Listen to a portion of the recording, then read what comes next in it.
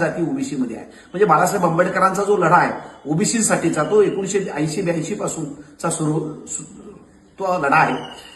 VP सिंगाच्या केंद्रीय मंत्रिमंडळामध्ये सुद्धा बाळासाहेबांनी मंत्रिपद नाकारलं आणि ओबीसीसाठीचा जो मंडल आयोग आहे तो लागू करून घेतला.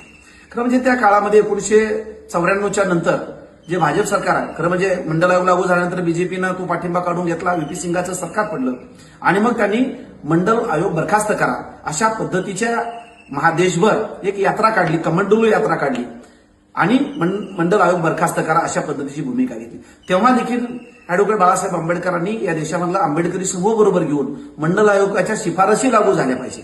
मंडल आयोग लागू झाला म्हणजे त्यातल्या ज्या शिफारशी आहेत त्या शिफारशी लागू झाल्या पाहिजे याच्यासाठी राज्यभर आणि देशभर आंदोलन केली.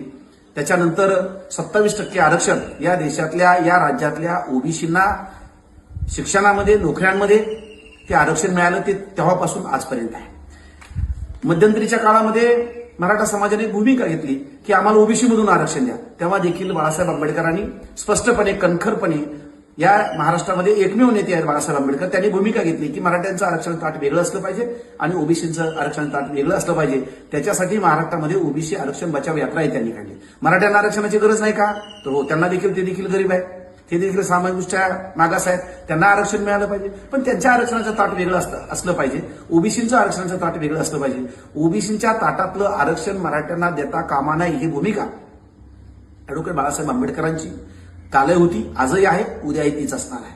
म्हणजे जेव्हा जेव्हा या देशामध्ये ओबीसीच्या हक्क अधिकाराची लढाई येते तेव्हा तेव्हा बाळासाहेब आंबेडकर सातत्यानं रस्त्यावर येतात, त्यांच्या बाजूने उभे राहतात.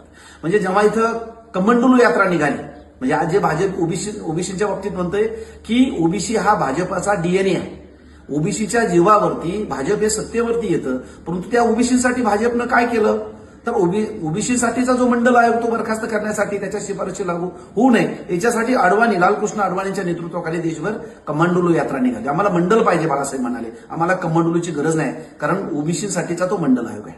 म्हणजे याच्यातनं एक स्पष्टपणे दिसतंय की महामानव डॉक्टर बाबासाहेब आंबेडकरांनी त्या काळामध्ये संविधानामध्ये घटनात्मक तरतूद केली ओबीसीसाठीची, ती पण एससी आणि एसटीच्या म्हणजे इथला जो काही अनुसूचित जाती आणि आदिवासी आहे त्याच्या अगोदरचं कलम आहे 340, त्यांना अगोदर इथल्या ओबीसींना घटनात्मक तरतूद केली बाबासाहेब आंबेडकरांनी.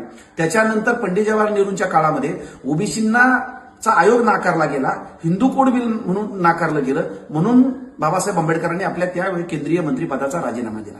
तीच पुनरावृत्ती व्हीपी सिंगाच्या काळामध्ये 1990 मध्ये जेव्हा बाळासाहेब आंबेडकरांना केंद्रामध्ये मंत्रिपद मिळत होतं तेव्हा ते मंत्रिपद नाकारून बाळासाहेब आंबेडकरांनी मंडल आयोगाची अंमलबजावणी करून घेतली.